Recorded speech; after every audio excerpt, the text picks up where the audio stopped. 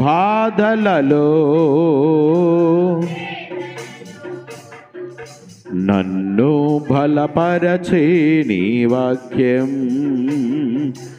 అనుదినము అనుక్షణము నన్ను నడిపించే నీ వాక్యం బాధలలో నన్ను బలపరచే నీ వాక్యం వెండి బంగారముల కంటే నీ వాక్యమే నాకు మేలు ధనము ధాన్యములా నీ వాక్యమే నాకు చాలు.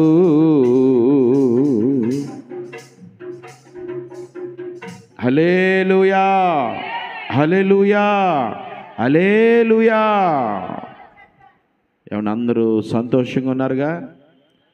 ఓకే, సంతోషంగా ఉన్న వారందరూ ఒకసారి రెండు చేతులు ఎత్తి దేవునికి గట్టిగా స్తోత్రాలు చెల్లిద్దాం. హల్లెలూయా హల్లెలూయా. దావీదు భక్తుడు కీర్తనలో ఒక చోట అంటాడు, నీ సన్నిధిని సంపూర్ణ సంతోషము కలదు, నీ కుడి చేతిలో నిత్యము సుఖములు కలవు అంటాడు. దేవుని సన్నిధిలో ఏముందంట? 16వ కీర్తన అనుకుంటా. ఎన్నో కీర్తన? 16, 11 వచనం. 16వ కీర్తన 11వ వచనంలో దావీదు చెప్తాడమ్మా, దేవుని సన్నిధిలో ఏముందంట? సంపూర్ణ సంతోషం ఉంది, ఆయన కుడి చేతిలో నిత్యము సుఖములు ఉన్నాయి. కనుక మానవులమైన మన జీవితాల్లో ఎన్నో సమస్యలు ఉంటాయి, కానీ దేవుని సన్నిధికి వచ్చి కూడా ఏమంటే ఆ సమస్యల గురించే ఆలోచించేవారిగా ఉండకూడదు. దేవుని సన్నిధికి వచ్చిన తర్వాత మన సమస్యలన్నీ మర్చిపోయి ఏమంటే సంతోషంతో ప్రభువును మనం ఏం చేయాలట? ఆరాధించాలి. సంతోషముతో ప్రభువును మనం సేవించేవారిగా మనం ఉన్నప్పుడు, సంతోషముతో ప్రభువును మనం స్తుతించేవారిగా మనం ఉన్నప్పుడు ప్రభువే మనకి కలిగిన సమస్యలన్నిటినీ తొలగిస్తాడు. దేవునికి స్తోత్రం. హల్లెలూయా హల్లెలూయా. కనుక దేవుని సన్నిధికి వచ్చిన తర్వాత ఏదో ₹1,00,000 లాటరీ పోగొట్టుకున్న అండ్ మొఖాలు ఎట్టుకుని ఉండకూడదు. అండ్ ₹1,00,000 లాటరీ పోయినాడు ముఖం ఎలా ఉంటుంది?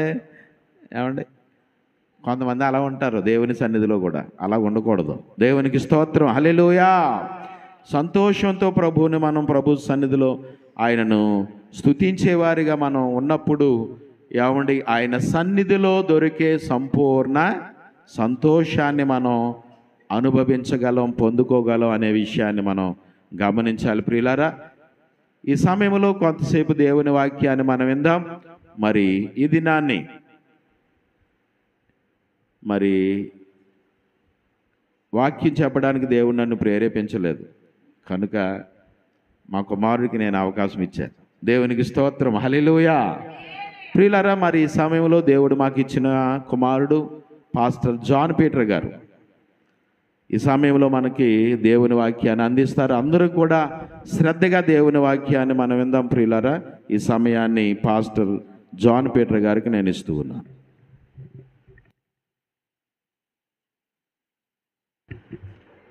మంచిది.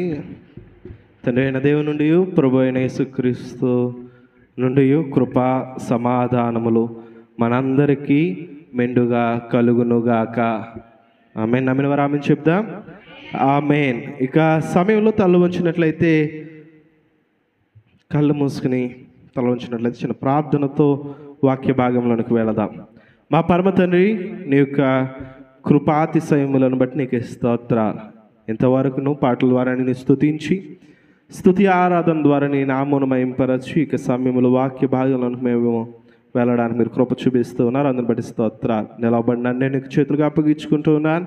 నీ సిలువ చోటను మరుగుపరచి, నీ యొక్క దివ్య వాక్కు ద్వారా మీరు మమ్మల్ని దర్శించి ధైర్యపరచు. మా యొక్క ఆత్మకు కావలసిన ఆత్మీయ ఆహారమును సమృద్ధిగా మీరు మాకు దయచేయమని ప్రార్థిస్తూ, దేవా కొడియన మమ్మల్ని అందరినీ చేతులకు అప్పగిస్తూ, ఎవరైతే ఇక మాటలను లైవ్ ద్వారా ఆలకిస్తున్నారో వారిని కూడా మీరు దీవించమని, నీకు ఆత్మ ఆత్మీయ మేలులతో ఆశీర్వాదములతో నింపి నడిపించమని, వినగలిగిన చెవిని గ్రహించగలిగిన హృదయమును మీరు మాకు దయచేయమని, నీ వెనుక లేఖనములో నుండి నాతో మాతో మా అందరితో స్పష్టముగా మాట్లాడి మహిమ పొందమని సమస్తము నీ చేతులకు అప్పగిస్తూ సర్వోన్నతుడైన క్రీస్తు యేసు నామములో ప్రార్థించుచున్నాము మా పరమ తండ్రి.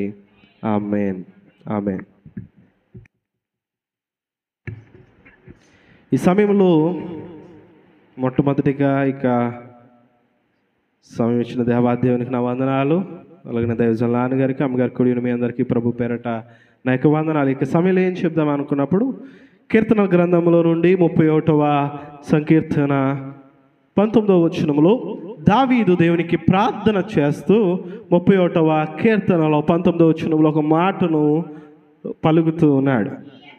నీ యందు భయభక్తులు గల వారి నిమిత్తము నీవు దాచి ఉంచిన మేలు ఎంతో గొప్పది, నరుల ఎదుట నిన్ను ఆశ్రయించు వారి నిమిత్తము నీవు సిద్ధపరచిన మేలు ఎంతో గొప్పది. దేవునికి స్తోత్రం చెల్లిద్దాం. హల్లెలూయా.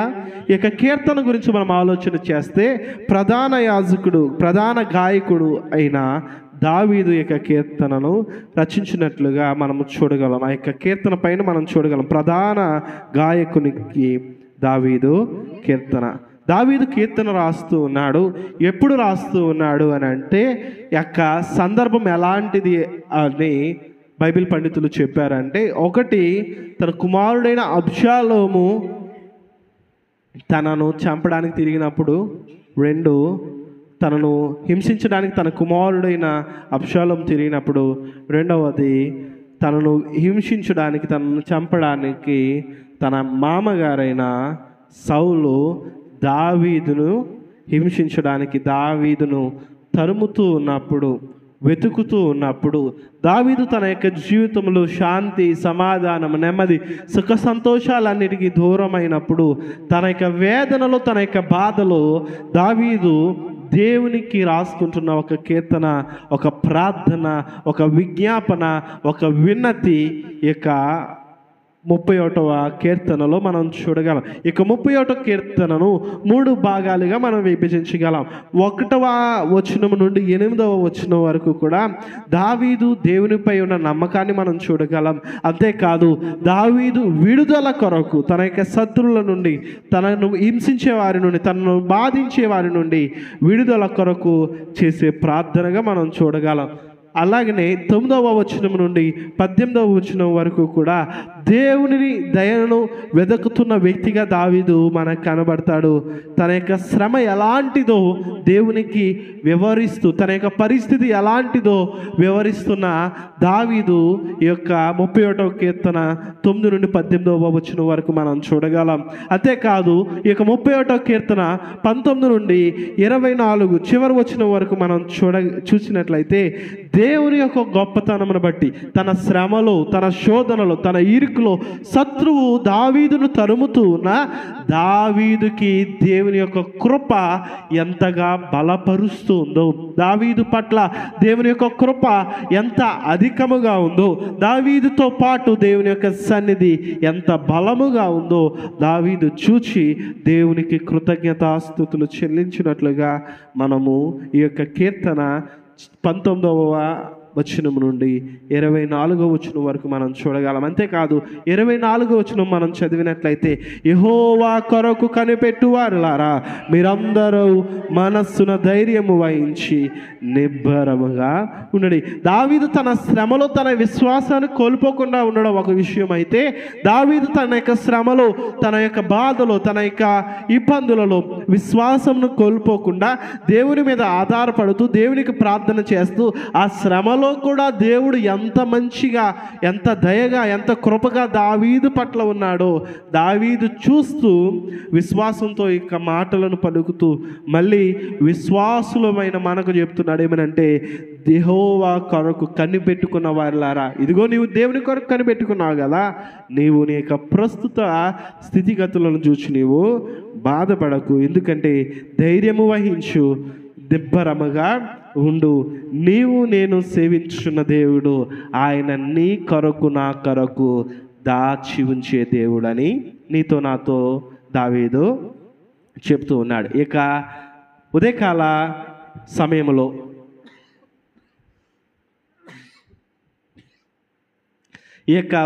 సమయంలో మన యొక్క ధ్యానాంశము మన కొరకు దాచి ఉంచు దేవుడు. మన దేవుడు ఎలాంటి వాడు అంటే దాచి ఉంచే దేవుడు.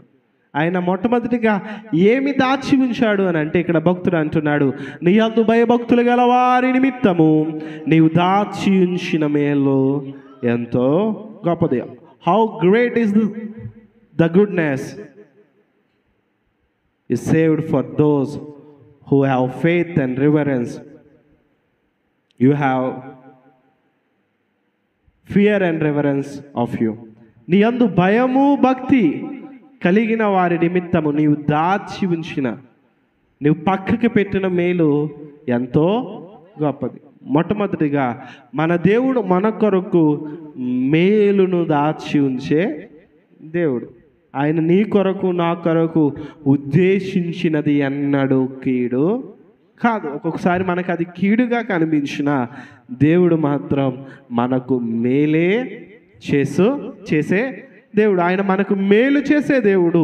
ఆయన మనకు కీడు చేసే దేవుడు ఎంత మాత్రము కాదు. ఒకవేళ అది మనకి కీడుగా కనిపించినా అది మనకు మేలుగా చేసే దేవుడు. దావీదును తన యొక్క తల్లిదండ్రులు వదిలేసినప్పుడు, దావీదును చిన్నవాడైన దావీదుకి మందిచ్చి అరణ్యంలోకి వదిలేసినప్పుడు దావీదు ఒకవేళ అనుకుని ఉండవచ్చు, అందరూ నన్ను విడిచిపెట్టారు, దేవుడు కూడా నన్ను విడిచిపెట్టారని దావీదు ఒకవేళ అనుకుని ఉండవచ్చు. అనుకున్నట్లుగా మనం పరిశుద్ధ గ్రంథంలో ఎక్కడ మనం చూడం. అక్కడ కూడా దేవుణ్ణి స్తుతిస్తూ సితారా వాయిస్తూ దేవుని యొక్క సన్నిధిని దావీదు అనుభవించినట్లుగానే పరిశుద్ధ గ్రంథంలో మనము చూడగలం. దావీదును అందరూ విడిచిపెట్టినా సరే, ఒకవేళ అరణ్యములో దేవుడు నడిపించిన, సింహము వచ్చినా, ఎలుగుబండి వచ్చినా, శత్రువు వచ్చినా సరే, దావీదుని దేవుడు ఎలా నడిపించాడంటే తాను దాచి ఉంచిన మేలుతో నింపడానికి, ఒక రాజుగా దావీదును స్థిరపరచడానికి. ఇప్పటికీ కూడా దావీదు యొక్క సింహాసనం యెరూషలేములో మనకు కనబడుతూ ఉంటుంది. ఆ యొక్క 1000 ఏండ్ల పరిపాలనలో యేసుక్రీస్తు ప్రభువారు దావీదు యొక్క సింహాసనము మీద కూర్చుని ఆ యొక్క పరిపాలన చేస్తారు. అంత గొప్పగా దేవుడు దావీదుకి తన యొక్క సింహాసనానికి ఆధిక్యతను ఇచ్చారు. దావీదుని మేలులతో నింపడానికి దేవుడు తగిన సమయం కొరకు ఆ మేలులను దాచి ఉంచాడు. యోసేపును మేలులతో నింపడానికి తగిన సమయం వరకు దేవుడు ఆ యొక్క మేలులను దాచి ఉంచాడు. అబ్రహామును మేలులతో నింపడానికి దేవుడు ఆ మేలులను 25 సంవత్సరాల వరకు దాచి ఉంచాడు. దేవుడు అనుకున్నట్టే కార్యం చేయడానికి ఆయన శక్తి సరిపోతుంది. ఆయన బలవంతుడు, శక్తిమంతుడు, యోగ్యుడు. ఆయన వేల్పులలో బహుగరుడు. ఆయన ఇచ్చిన వాగ్దానము మన పట్ల నెరవేర్చడానికి క్షణమైన ఆయనకు ఎక్కువే. కానీ దేవుడు ఎందుకు ఆలస్యం చేస్తున్నాడంటే ఆయన నీ కొరకు నా కొరకు మేలులను దాచుతూ ఉన్నాడు. ఆయన దాచి ఉంచే దేవుడు. ఒకవేళ మీరు ఏమీ దాయకపోయినా భయపడకండి, బాధపడకండి. దేవుడు ఆల్రెడీ మీ పేరు మీద చాలా దాచి ఉంచాడు. నమ్మిన వారి దేవునికి స్తోత్రం చెల్లిద్దాం. హల్లెలూయా. మన దేవుడు మన కొరకు దాచి ఉంచే దేవుడు. అందుకని ఆయన అంటున్నాడు, నీకేం కావాలో నువ్వు అడుగు, నేను నీకు ఇస్తాను. అడిగిన వెంటనే ఇవ్వడానికి ఆయన దగ్గర ఉండాలి కదా. అందుకని ఆయన మన కొరకు దాచి ఉంచుతున్నాడు. నీ దగ్గర ఏం లేకపోతే నువ్వేమైనా ఇవ్వగలవంటే మన దగ్గర లేకుండా ఇవ్వలేము. దేవుడు ఎందుకు ఆయనను అడిగిన వెంటనే మన యొక్క అక్కర అవసరతలను తీర్చడానికి ఆయన సిద్ధంగా ఉన్నాడంటే నీవు తల్లి గర్భములు నీవు రూపింపబడక మునుపే నీకు అక్కరగా ఉన్నవన్నీ ఆయనకు తెలుసు. నువ్వు ఎప్పుడైతే దేవుని సన్నిధిలో మోకరించి ప్రార్థన చేస్తావో ఆయన దాచి ఉంచిన మేలులతో నిన్ను నింపే దేవుడిగా ఆయన ఉన్నాడు. ఆయన దాచి ఉంచిన మేలులతో ఆయన తృప్తిపరిచే దేవుడిగా ఉన్నాడు. ఆయన యొక్క దాచి ఉంచిన మేలులను ఆకాశమును తన యొక్క మంచి ధననిధిని తెరచి నీపై ఆ మేలులను క్రొమ్మరించే దేవుడిగా ఆయన ఉన్నాడు. దేవునికి స్తోత్రం చెల్లిద్దాం. హల్లెలూయా. ఆయన మనకు మేలు చేసే దేవుడు.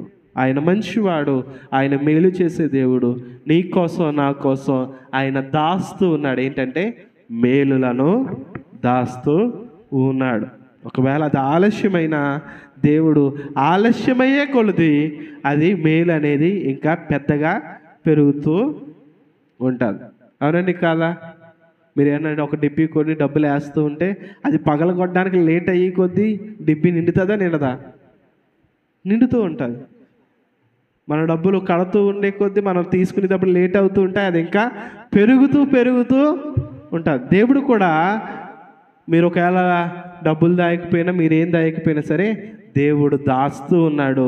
మనలో కూడా ఆయన చూసి దాచుకుంటూ ఉండాలి. దాచుకోవడం తప్పేం కాదు, విచ్చలవిడిగా ఖర్చు పెట్టడం చాలా తప్పు. దేవుడే దాస్తూ ఉన్నప్పుడు నువ్వు నేను దాయడంలో పెద్ద విషయం ఏముంది? దాయడం అంటే కొంతమంది కొన్ని సంగతులను దాచిపెడతారు, అవి కాదు. కానీ దేవుడు మేలులను దాస్తూ ఉన్నాడు. కీడులను దాచేవారిని చాలామంది మనం చూడగలం, కానీ ఆయన మేలులను దాస్తూ ఉన్నాడు. మంచి వాటిని మనం దాచుకోవాలి. పనికిరాని అన్నిటిని చాలామంది దాచుకుంటూ ఉంటారు. పనికిరాని అన్నింటినీ తీసుకొచ్చి లాకర్లో పెట్టేవాళ్ళు, బీరువాలో లాక్ వేసి పెట్టేవాళ్ళు చాలామంది మనకే. తెలివైన వాళ్ళు తెంగరోళ్ళో తెలియదు, కానీ చాలామంది మనకే కనబడుతూ ఉంటారు. కానీ దేవుడు మేలులను, మంచి వాటిని, గుడ్ థింగ్స్, శ్రేష్టమైన వాటిని దేవుడు నీ కొరకు నా కొరకు ఆయన దాచి ఉంచే దేవుడు. మొట్టమొదటిది నీ కొరకు నా కొరకు మన దేవుడు మేలును దాచి ఉంచాడు. నమ్మిన వారి దేవునికి స్తోత్రం చెల్లిద్దాం. హల్లెలూయా. ఎంత ఆలస్యమైతే అంత గొప్పగా దేవుడు ఆ మేలును ఆయన మనకు ఇచ్చేవాడిగా ఉన్నాడు. అబ్రహాం జీవితంలో 25 సంవత్సరాలు లేట్ అయింది, ఆలస్యమైంది. కానీ వాగ్దాన పుత్రుడు అయిన ఇసాకు వచ్చిన తర్వాత ఆ యొక్క మేలు ఎలా అయిందంటే, యాకోబు దగ్గరికి వచ్చేటప్పటికి అది 12 గోత్రకర్తలుగా దేవుడు వారిని దీవించాడు. 12 గోత్రాలుగా వారిని దీవించాడు. ఒక గొప్ప సమూహముగా దీవించాడు, గొప్ప దేశముగా దీవించాడు, గొప్ప రాజ్యముగా వారిని దీవించాడు. అందుకనే 12 సంవత్సరాలు లేట్ అయింది. ఒకసారి కుక్క అంట ఏనుగును చూశానంట, ఏ ఏనుగా, ఇగో నువ్వు గర్భం దాల్చావు కదా, ఏంటి నాకు కానుపులు ఆల్రెడీ 12 కుక్కలు, 15 కుక్కలు, 12 పిల్లలు వచ్చినాయి, నీకు ఇంకా గర్భం అలాగే ఉందా అన్న. మళ్ళీ రెండోసారి కుక్క చూసిందంట ఇంకొక 6 నెలల తర్వాత. మళ్ళీ కుక్క మళ్ళీ ఇంకొక కానుపుకి రెడీగా ఉంది, కానీ ఈ యొక్క ఏనుగు మాత్రం ఇంకా కనలేదు, అదే గర్భంతో ఉంది.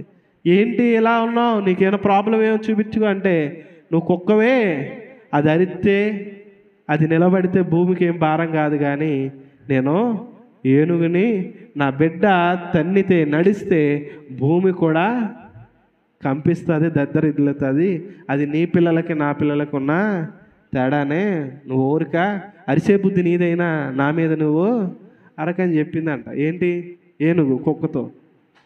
ఎందుకంటే అది కనేది ఏనుగుని కాబట్టి దాని బలం కుక్క బలం కంటే చాలా ఎక్కువైంది కాదా అండి.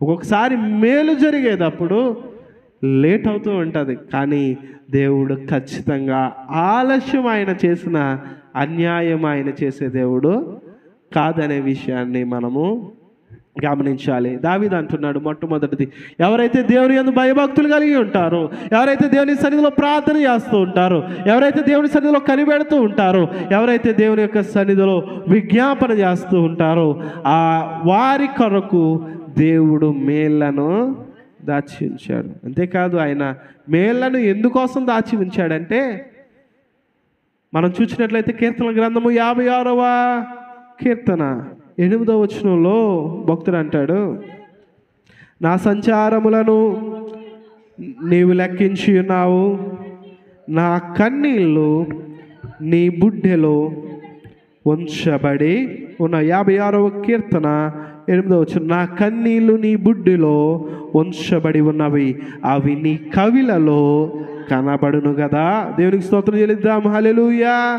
అక్కడ కవిలలో అన్న దగ్గర కింద నెంబర్ వేసి కింద ఫుట్ నోట్లో రాశారు పుస్తకం. దేవుడు ఎందుకు నీ కొరకు నా కొరకు మేలులను దాచుచూ ఉంచుతూ ఉన్నాడు అని అంటే, నువ్వు నేను చేసే ప్రార్థన నువ్వు నేను మర్చిపోయినా అది దేవుని యొద్ద ఒక గిన్నెలో నీవు కార్చిన కన్నీళ్ళు దేవుని దగ్గర ఉన్నాయి. ఒక గిన్నెలో కన్నీళ్ళు పట్టాలంటే అసలు ఎన్ని కన్నీళ్ళు కావాలి? దావీదు ఎంతగా ఏడ్చి ఉంటాడంటాడు దేవుని సన్నిధిలో, ఎంతగా ప్రార్థించి ఉంటాడు. దావీదు ఎంతగా దేవుని యొక్క కరుణ కొరకు కృప కొరకు కనిపెట్టుకుని ఉండి ఉంటాడు. దేవుడు నీవు నేను చేసే ప్రార్థన నువ్వు నేను మర్చిపోతాం. అవునండి కాదు? పోయిన సంవత్సరం మీరు ఏం ప్రార్థన చేశారో మీకు గుర్తుండదు, కానీ అది ఎవరి దగ్గర ఉంది? దేవుని దగ్గర ఉంది. ఎలా ఉంది అంటే, ఆయన దగ్గర ఒక గిన్నె ఉంది, ఆ గిన్నెలో నీ పేరు ఉంది. నీ పేరు మీద ఒక గిన్నె, నా పేరు మీద ఒక గిన్నె ఆయన రాసి ఆ గిన్నెలో ఆయన నీ కన్నీటిని నా కన్నీటిని దాస్తూ ఉన్నాడు. అంతేకాదు, మనం ఎప్పుడు ఏడ్చామో, ఎందుకు ఏడ్చామో, ఎవరి వల్ల ఏడ్చామో, అసలు కారణం ఏంటో ఇవన్నీ కూడా ఆయన దగ్గర ఒక పుస్తకం ఉంది. ఆ పుస్తకంలో అన్నీ కూడా ఆయన రాస్తూ ఉన్నాడు. నీ పేరు మీద నా పేరు మీద దేవుడి దగ్గర ఒక గిన్నె ఉంది, నీ పేరు మీద నా పేరు మీద దేవుని దగ్గర ఏముందండి? ఓ పుస్తకం కూడా ఉంది. మన చరిత్ర అంతా ఆయన దగ్గర ఉంది. ఎప్పుడు ఏడ్చామో, ఎవరు ఏడిపించారో, ఎందుకు ఏడ్చామో, అసలు మన దేని కొరకు ప్రార్థన చేశామో దేవుని దగ్గర ఒక చిట్టా ఆయన దగ్గర ఉంది. అందుకనే నీవు చేసిన విజ్ఞాపనకు, నీవు చేసిన ప్రార్థనకు, నీవు ఏడ్చిన కన్నీటికి ఆయన మేలులతో ఆయన జవాబిచ్చే దేవుడిగా ఆయన ఉన్నాడు. దేవునికి స్తోత్రం చెల్లిద్దాం. హల్లెలూయా. మీరు ఎప్పుడు ఏడవాలనుకున్న ఒకటే గుర్తుపెట్టుకోండి, దేవుని సన్నిధికి వచ్చి ఏడవండి. దేవుని యొక్క సన్నిధిలో, ఆయన పాద సన్నిధిలో మీరు ఎక్కడ ఉన్న మోకరించి ఆయన పాదాలు పట్టుకుని ఏడవండి. ఆయన దగ్గర నీవు ఏడ్చినట్లయితే నీ జీవితాన్ని ఆయన మార్చే దేవుడు. మనం చూసినట్లయితే పరిశుద్ధ గ్రంథంలో యెబేజు మనకు కనబడతాడు. వేదన పడి అతని తల్లి ఏమని పేరు పెట్టిందంటే, వీడు ఏంటంటే ఏడుపు గొట్టువాడు, వీడు నాశనపుత్రుడు, వీడి యొక్క జీవితంలో ఆనందం ఉండదు, వీడి యొక్క జీవితంలో అంతా ఏడిపే అని యెబేజు వేదన పుత్రుడు అని తన తల్లి యెబేజుకు పేరు పెడితే, యెబేజు ఎక్కడ ఏడ్చాడంటే తన తల్లి దగ్గరికి వెళ్ళి ఏడవలేదు, తన తండ్రి దగ్గరికి వెళ్ళి ఏడవలేదు, తన యొక్క అన్నదమ్ముల దగ్గరికి వెళ్ళి ఏడవలేదు. కానీ యెబేజు జీవము కలిగిన దేవుని యొక్క సన్నిధికి వెళ్ళి జీవము కలిగిన దేవునితో ఆయన ప్రార్థిస్తూ ఉన్నాడు. యెబేజు, అయ్యా నా జీవితమును నీవు మార్చు, నా యొక్క జీవితమును నీవు మార్చినట్లయితే నా యొక్క జీవితం మారుతుంది. నా యొక్క కన్నీటిని నీవు దేవా నీ యొక్క కవిలలో నీవు చేర్చుకోనైనా నీ సన్నిధిలో ప్రార్థిస్తున్న నన్ను నీవు జ్ఞాపకం చేసుకో అని యెబేజు దేవుని యొక్క సన్నిధికి వెళ్ళి ఏడ్చాడు. నా తల్లి నాకు ఈ పేరు పెట్టింది, నన్ను ఏడిపిస్తున్నారు, నా జీవితం ఏంటో, నా గమ్యం ఏంటో, నా యొక్క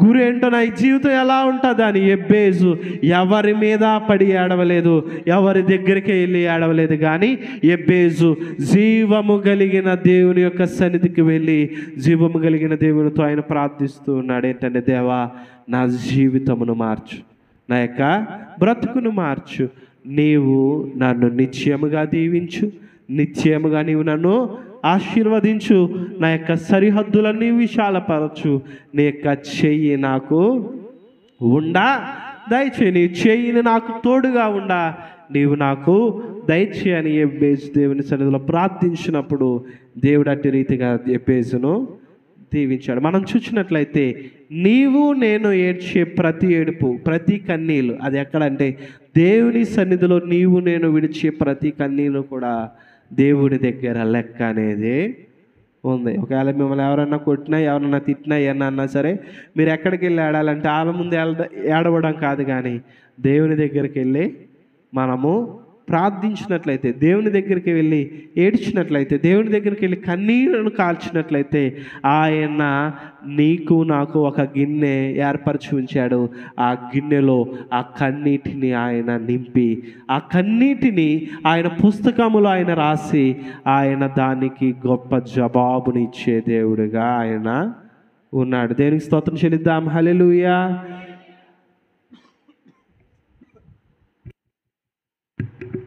రెండవది, ఆయన నీ నా కన్నిటిని ఆయన గిన్నెలో దాస్తూ ఉన్నాడు, ఆయన పుస్తకములో ఆయన దాస్తూ ఉన్నాడు. కాబట్టి దేవుని యొక్క సన్నిధిలో ఉన్న మనము ఎక్కడ మనం ఏడుస్తూ ఉన్నాం, ఎవరికి మన సమస్యను చెప్పుకుంటూ ఉన్నాం, ఎవరికి మన యొక్క బాధను మనం చెప్తూ ఉన్నాం, ఎవరితో మన వేదనను మన అవసరతలను మనము చెప్పుకుంటూ ఉన్నాం. మనుషులతో ఒకవేళ మన అవసరతలను చెప్పుకుంటే, అరే నువ్వు బలహీనుడు రా, నీ దగ్గర లేదురా అని చెప్పి మనలను ఎగతాళి చేయొచ్చు. కానీ దేవునితో మన సమస్యను చెప్పుకుంటే ఆ యొక్క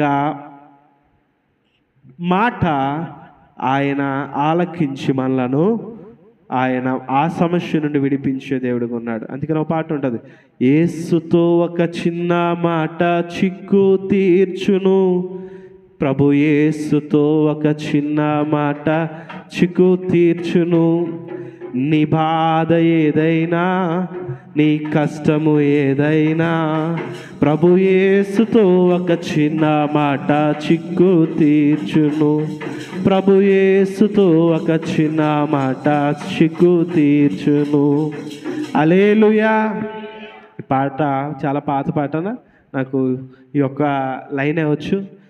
ప్రభు యేసుతో ఒక చిన్న మాట నీ చిక్కులన్నిటినీ కూడా అది తీర్చేదిగా ఉంది. అందుకని దావీదు కూడా అంటాడు, నా వేదనలో, నా బాధలో, నా శ్రమలో, నా ఇరుకులో నేను దేవునికి మొర్రపెట్టగా విశాల స్థలమునకు ఆయన నన్ను తోడుకుని వెళ్ళాడు. నా శ్రమలో నేను యెహోవాకు మొర్రపెట్టగా ఆయన నన్ను ఆదుకున్నాడు, నా ప్రార్థన ఆలకించాడు, నన్ను ఆయన విడిపించాడని భక్తుడు అనేక మార్లు తన యొక్క కీర్తనలో చెప్పినట్లుగా మనం చూడగలం. ఎందుకనంటే ఆయన నా ప్రార్థన విని విడిచిపెట్టే దేవుడు కాదు, కానీ నువ్వు దేని కొరకు ప్రార్థన చేసావో దేవుని దగ్గర ఒక లిస్ట్ అనేది ఉంది. కాబట్టి ఎప్పుడు ప్రార్థన చేసినా జ్ఞానము కలిగి ప్రార్థించే వారిగా మనం ఉండాలి, వివేకముతో ప్రార్థించే వారిగా ఉండాలి. అనవసరమైన వాటి కొరకు దేవుని సన్నిధిలో ప్రాకులాడే వారిగా మనం ఉండకూడదు, కానీ అవసరమైన వాటిని దేవుని యొక్క సన్నిధిలో అడిగే వారిగా మనము ఉండాలి. ఎబేజ్ తన యొక్క జీవితంలో అలాగే ప్రార్థన చేశాడు, యాకోబు తన యొక్క జీవితంలో అలాగే ప్రార్థన చేశాడు, అబ్రహాము తన యొక్క జీవితంలో అలాగే ప్రార్థన చేశారు.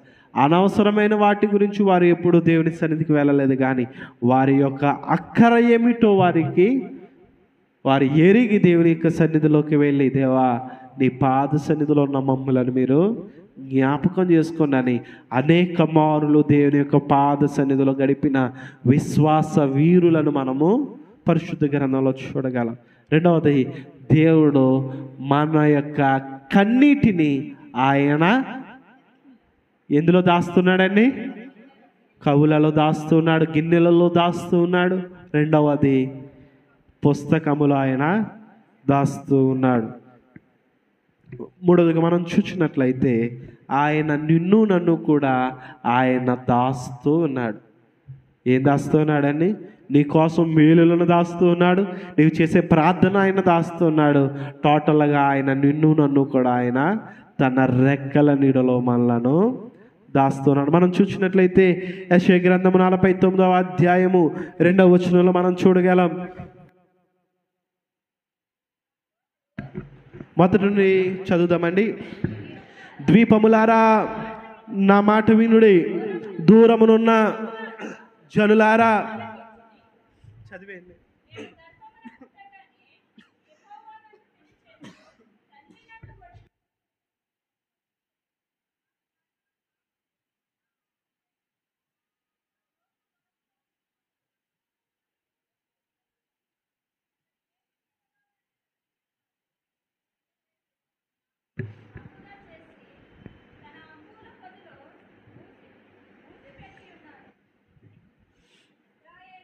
చాలండి, దేవునికి స్తోత్రం చెల్లిద్దాం. హల్లెలూయా.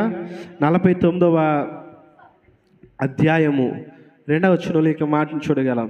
నా నోరు వాడిగల ఖడ్గముగా ఆయన చేసి ఉన్నాడు, తన చేతి నీడలో నన్ను దాచి ఉన్నాడు. దేవునికి స్తోత్రం చెల్లిద్దాం. హల్లెలూయా. నీవు నేను ఎక్కడ ఉన్నాము అని అంటే దేవుని చేతి నీడలో మనము ఉన్నాం.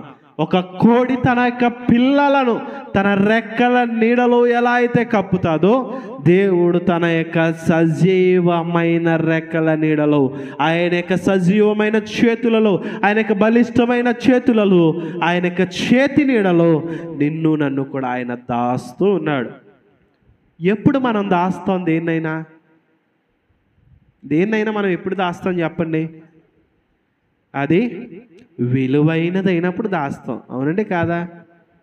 నీ చేతిలో ఒక బంగారము ఒక వజ్రం ఉన్నప్పుడు అందరికి ఇలాగ అట్టుకుని తిరుగుతామండి. మొన్న అలాగే ఇక్కడ రీసెంట్గా నిన్న కాకుండా మొన్నే ఎవరో రోడ్డు మీద ఉంటే చైన్ స్నాచర్స్ వచ్చి వాళ్ళు లాక్కుని వెళ్ళిపోయారంట మన కోరి కాలువ దగ్గర, కోళ్ళ ఫారం దాటిన తర్వాత. విలువైనది మనం ఎప్పుడు కూడా ఎలా చూసుకుంటాం? దాచి ఉంచుకుంటాం. విలువ లేనిదైతే పాడేస్తూ ఉంటాం. విలువైనది దాన్ని మనం ఏం చేస్తాం అంటే దాచిపెట్టుకుని ఉంటాం. ఒక బంగారము, వజ్రము, వైడూర్యము, విలువైనది ఏదైనా సరే గాలికి మనం వదిలేయం. అది ఏం చేస్తాం? దాచి ఉంచుతాం. దేవుడు కూడా నిన్ను నన్ను దాస్తూ ఉన్నాడంటే ఆయన దృష్టిలో నీకంటూ ఒక విలువ ఉందనే విషయాన్ని నీవు గ్రహించాలి. మనుషులు మనకు విలువ ఇవ్వకపోయినా, మన చుట్టూ ఉన్నవారు మనకు విలువ ఇవ్వకపోయినా, దేవుని దృష్టిలో మనకు ఒక విలువ ఉంది. దేవుని దృష్టిలో మనకు ఒక వాల్యూ ఉంది. ఎవడు మనకు వాల్యూ ఇవ్వకపోయినా సరే, భూమి ఆకాశములను సృజించిన దేవుడైన యెహోవా నీకు నాకు విలువిచ్చాడంటే అది ఎంతో గొప్పది. దావీదును అందరూ చేదరించుకున్నా దేవుడు మాత్రం దావీదును చేర్చుకున్నాడు. సమూయేలు అభిషేకించడానికి వచ్చినప్పుడు, తైలపు కొమ్మును పట్టుకుని వచ్చినప్పుడు దావీదు అసలు లెక్కే లేదు. దావీదు అన్నదులందరిని చూసి సమూయేలు అనుకుంటున్నాడు, వారి కండబలాన్ని చూసి, నిజంగా దేవుడు వీళ్ళని కాబట్టి ఎన్నుకున్నాడు. వీళ్ళ కండలను దేవుడు చూశాడు, వీళ్ళ యొక్క భుజబలాన్ని దేవుడు చూశాడు. ఈడైతే రాజుగా బాగుంటాడు, ఈడైతే బాగా యుద్ధాలు చేయగలడు అని వారి యొక్క తల్లిదండ్రులు అనుకుంటున్నారు, సమూయేలు అనుకుంటున్నారు. కానీ అరణ్యములో ఉన్న దావీదుని ఎవరు చూశారు? దేవుడు చూశాడు. అరణ్యములో ఉన్న దావీదును దేవుడు విలువైన వాడిగా ఆయన పరిగణించాడు. విలువైన వాడిగా దేవుడు దావీదును చూచాడు. కాబట్టి తాను గొర్రెల కాపరిగా ఉన్న దావీదును సింహాసనం ఎక్కించి రాజుగా దావీదును స్థిరపరిచాడు. ఎవడు మనకి వాల్యూ ఏమైనా ఇచ్చినా ఇవ్వకపోయినా డోంట్ కేర్ అనే విధంగానే మనం ఉండాలి. ప్రతి కుక్క మనకు విలువ ఇవ్వాలంటే ప్రతి కుక్క మనకి విలువ ఇవ్వదు. ప్రతివాడు మనకు విలువ ఇవ్వాలంటే ప్రతివాడు ఈ సమాజంలో మనకి విలువ ఇవ్వడు. అలా ఇవ్వాలనుకుంటే మన విలువే దిగజారిపోతూ ఉంటుంది. కానీ దేవుడు మనకి విలువనిచ్చే దేవుడు. ఆయన నిన్ను నన్ను విలువైన వాడిగా పరిగణిస్తూ ఉన్నాడు. ఆయన నిన్ను నన్ను విలువైన వారిగా ఆయన చూస్తూ ఉన్నాడు. నీవు దేవుని దృష్టిలో ఉన్నావు, నీవు దేవునికి విలువైన వాడవు, విలువైన దాను అనే విషయాన్ని నీవు గ్రహించాలి. నీ విలువ దేవునికి తెలుసు కాబట్టి సాతాను నిన్ను ఎత్తుకుని పోకుండా, లోకము నిన్ను కొట్టుకుని పోకుండా, శ్రమలు నిన్ను కొట్టుకుని పోకుండా ఆయన బలిష్టమైన రెక్కల నీడలో ఎన్ని శ్రమలు వచ్చినా, ఎన్ని ఇరుకులు వచ్చినా, ఎన్ని శోధనలు వచ్చినా, ఎన్ని బలహీనతలు వచ్చినా ఆయనలో నుండి నీవు బయటకు వెళ్ళకుండా ఆయన తన బలిష్టమైన రెక్కలతో నిన్ను కప్పుతూ ఉన్నాడు. ఎందుకనంటే God knows your value and your future. దేవుడికి నీ విలువ ఎంతో తెలుసు, దేవునికి నీ భవిష్యత్తు ఏంటో తెలుసు. కాబట్టి ఆయన నిన్ను విడిచిపెట్టకుండా తన సజీవమైన రెక్కల నీడని నిన్ను కప్పుతూ ఉన్నాడు. నమ్మిన వారి దేవుని స్తోత్రం చెల్లిద్దాం. హల్లెలూయా. దేవుడు ఆయన నిన్ను దాస్తూ ఉన్నాడు. ఎన్నో శ్రమలు వచ్చినా, ఎన్నో ఎరుకులు వచ్చినా, ఎందుకు నీవు నేను సురక్షితంగా ఆయన సన్నిధిలో ఉన్నామంటే ఆయన కాపుదల నీ చుట్టూ నా చుట్టూ ఉంది. కాబట్టి ఆయన నిన్ను నన్ను దాస్తూ ఉన్నాడు. నిజంగా మన వెనక్కి తిరిగి మన యొక్క జీవితంలో 2024 వరకు మన యొక్క జీవితంలో జరిగిన సంఘటనలు మనం గ్రహించినట్లయితే, మనం వాటిని తేరిచూచినట్లయితే మనం చెప్పగలం, ఆయన సజీవమైన రెక్కలతో దేవుడు నన్ను కాస్తూ ఉన్నాడని, ఆయన యొక్క చేతి నీడలో ఆయన నన్ను దాస్తూ ఉన్నాడని మనము సాక్ష్యం ఇవ్వగలం. ఏ యోగ్యత ఉంది మనకి దేవుని పిల్లలుగా పిలువబడ్డానికి? ఏ యోగ్యత ఉంది మనకి దేవుడు మనల్ని కాపాడడానికి? ఏ యోగ్యత ఉంది మనకి ఆయనను నిత్యము సేవించే దూతలను మనకు కాపుదలగా దేవుడు పెట్టడానికి? ఏ యోగ్యత లేని మనకు విలువనిచ్చింది ఆయన కృప, ఆయన ప్రేమ. మనలను ఆయన ప్రేమిస్తూ ఉండి ఆయన మనల్ని ప్రేమిస్తూ విలువలేని మనకు విలువనిచ్చి ఆయన ఏం చేస్తున్నాడంటే ఆయన చేతిలో నుండి, ఆయన సన్నిధిలో నుండి, ఆయన ఆత్మలో నుండి మనం బయటకు వెళ్ళకుండా ఆయన తన చేతి నీడలో మనలను కప్పుతూ ఉన్నాడు. ఒక కోడి తన పిల్లలను ఎలా అయితే గ్రద్ద ఎత్తుకుని పోకుండా రెక్కల నీడలో కప్పుతూ ఉంటుందో అటు రీతిగా దేవుడు నిన్ను నన్ను కూడా కప్పుతూ ఉన్నాడు. ఆ కాపుదల్లో నుండి ఒకవేళ నేను బయటికి వెళ్ళిపోదామని నువ్వు అనుకుంటే ఇంక నిన్ను ఎవ్వడో కాపాడలేడు.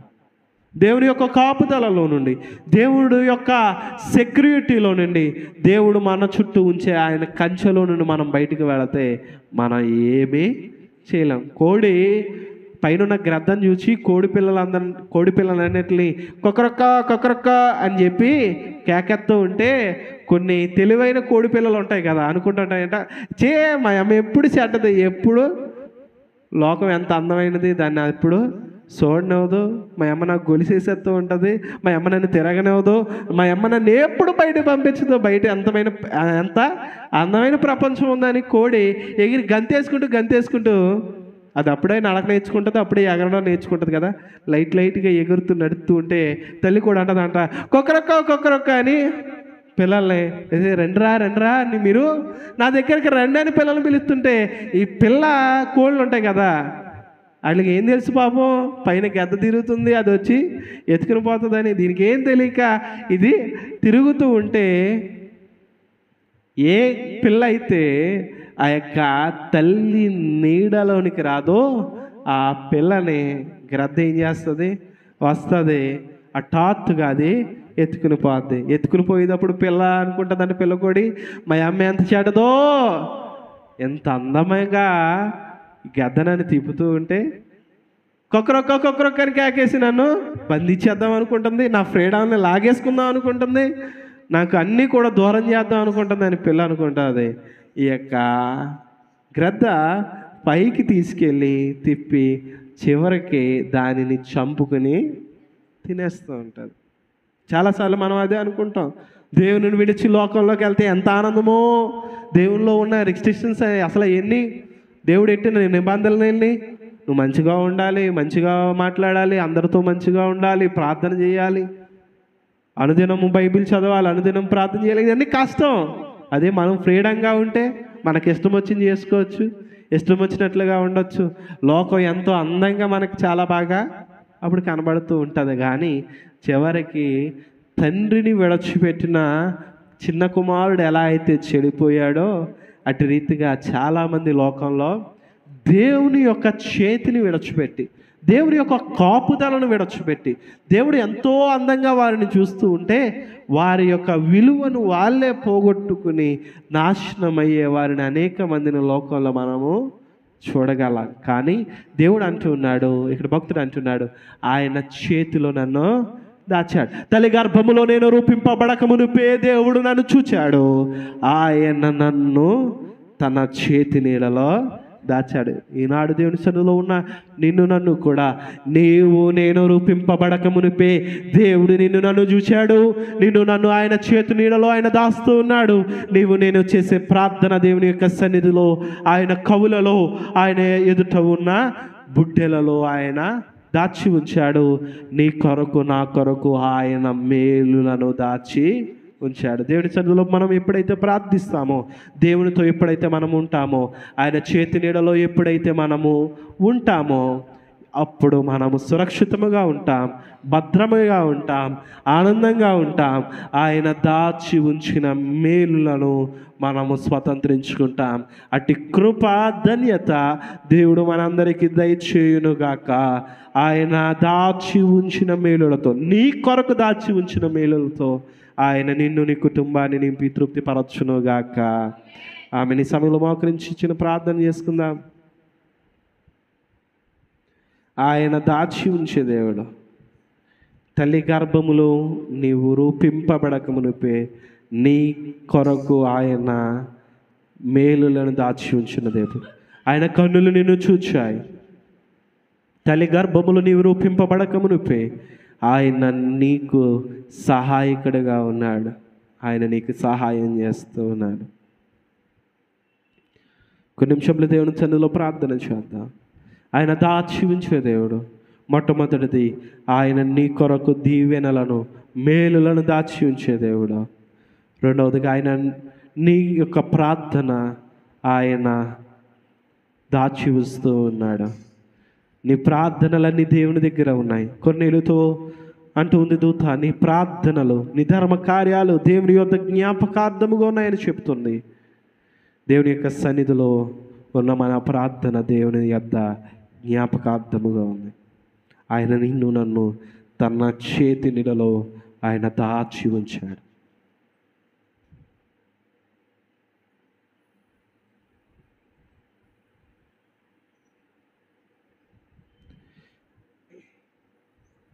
ఆపత్కాలమున తన పర్ణశాలలో దాచెను, తన గుడారపు మాటునా నన్ను దాచెను. ఆపత్కాలమున తన పర్ణశాలలో దాచెను, తన గుడారపు మాటునా నన్ను దాచెను. ఆశ్రయదుర్గముపై నన్ను ఎక్కించెను. పాడదాం. ఆశ్రయదుర్గముపై నన్ను ఎక్కించెను. యెహోవా నా ప్రాణదుర్గము, నేను ఎవరికి వెరతును. నా చేయి విడువని దేవుడుండగా నేను భయపడను.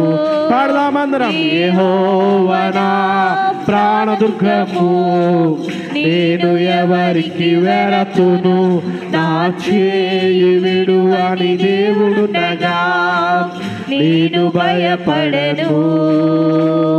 ఆపత్కాలమున తన పర్ణశాలలో దాచెను, తన గుడారపు మాటునా నన్ను దాచెను. లెక్కింపలేని అద్భుతములు మక్కువతో చేసిన దేవా, నీవు చేసిన కార్యములకై నేను ఏమి అర్పింతును. లెక్కింపలేని అద్భుతములు మక్కువతో చేసిన దేవా, నీవు చేసిన కార్యములకై నేను ఏమి అర్పింతును. స్వచ్ఛమైన నిత్య ప్రేమను నాపై చూపిన దేవుడవు. స్వచ్ఛమైన నిత్య ప్రేమను నాపై చూపిన దేవుడవు. కోట్ల కొలది స్తోత్రములు నిరతము నీకే ప్రభువా. హల్లెలూయా. కోట్ల కొలది స్తోత్రములు నిరతము నీకే ప్రభువా. హల్లెలూయా, హల్లెలూయా, హల్లెలూయా, హల్లెలూయా, హల్లెలూయా, హల్లెలూయా, హల్లెలూయా, హల్లెలూయా, హల్లెలూయా. ఆపత్కాలమున తన పర్ణశాలలో దాచెను, తన గుడారపు మాటునా నన్ను దాచెను. ఆపత్కాలమున తన పర్ణశాలలో దాచెను తన గుడారపు మాటున నన్ను దాచెను ఆశ్రయ దుర్గముపై నన్ను ఎక్కించెను ఆమేన్ ఆశ్రయ దుర్గముపై నన్ను ఎక్కించెను యెహోవా నా ప్రాణదుర్గము నేను ఎవరికి వెరతును నా చేయి విడువని దేవుడుండగా నేను విశ్వాసముతో చెప్తాం యెహోవా నా ప్రాణదుర్గము నేను ఎవరికి వెరతును నా చేయి విడువని దేవుడుండగా నేను భయపడను యెహోవా నా ప్రాణదుర్గము నేను ఎవరికి వెరతును నా చేయి విడువని దేవుడుండగా నేను భయపడను హల్లెలూయా హల్లెలూయా హల్లెలూయా హల్లెలూయా హల్లెలూయా హల్లెలూయా హల్లెలూయా హల్లెలూయా హల్లెలూయా హల్లెలూయా హల్లెలూయా హల్లెలూయా హల్లెలూయా హల్లెలూయా హల్లెలూయా హల్లెలూయా హల్లెలూయా హల్లెలూయా రెండు చేతులు ఎత్తి దేవునికి బిగ్గరగా స్తోత్రాలు పనం చేద్దాం హల్లెలూయా హల్లెలూయా హల్లెలూయా హల్లెలూయా తన యొక్క రెక్కల నీడలో మనకు ఆశ్రయం ఇచ్చి తన కను పాపవలె మనలను కాల్చున్న దేవునికి రెండు చేతులు ఎత్తి బిగ్గరగా దేవునికి స్తుతులను చెల్లిద్దాం హల్లెలూయా హల్లెలూయా హల్లెలూయా హల్లెలూయా తండ్రి నీకే మహిమ ఘనత ప్రభావములు చెల్లిస్తున్నాం మా దేవానికి స్తుతులను చెల్లిస్తున్నాం తండ్రి అవును నాయనా నీవు దాచి ఉంచే దేవుడవు అందును బట్టి నీకే స్తోత్రాలు చెల్లిస్తున్నాం మా కొరకు నీవు మేలులను దాచి ఉంచే దేవుడవు దేవా మేము చేసిన ప్రార్థనను నీవు దాచి ఉంచావు దేవా మమ్ములను సురక్షితముగా క్షేమముగా దేవా ఎన్ని శ్రమలు ఎన్ని ఇరుకులు ఎన్ని ఇబ్బందులు ఎన్ని లోటుపాట్లు వచ్చినా దేవా ఎన్ని అలలు మమ్ములను కొట్టినా మా యొక్క జీవిత నావ అల్లాడుచుండగా దేవా నీవు నీ యొక్క రెక్కల నీడలో నీ యొక్క బలిష్టమైన చేతి క్రింద నీవు మాకు ఆశ్రయం ఇచ్చి ఎన్నో ఇబ్బందులు ఎన్నో శ్రమలు ఎన్నో శత్రువులు మమ్మలను చుట్టుముట్టిన నీ చేతి నీడలో సురక్షితముగా క్షేమముగా మీరు మమ్మలను ఉంచిన రీతిని బట్టి నీకే మహిమ చెల్లిస్తున్నా దేవా నీ యొక్క నీడలో నీవు మమ్మలను దాచిన రీతిని బట్టి నీకే స్తోత్రాలు కాపాడుచున్న విధానాన్ని బట్టి నీకే స్తుతులు చెల్లిస్తున్నా లెక్కింపలేని అద్భుతములను మక్కువతో మాకు నీవు చేస్తున్న రీతిని బట్టి నీకే స్తోత్ర ఇటు రీతిగా ఉన్నామంటే కేవలం నీ కృప ఇటు రీతిగా ఉన్నామంటే కేవలం నీ ధన్యత father once again we give the glory to your mighty name lord దేవా మరి యొక్కసారి నీ యొక్క నామమునకే సమస్త మహిమ ఘనత ప్రభావములను చెల్లిస్తున్నాం thank you lord for your goodness thank you lord for you are so good unto us till this far, O Lord. Thank you, Lord, for lead us this far.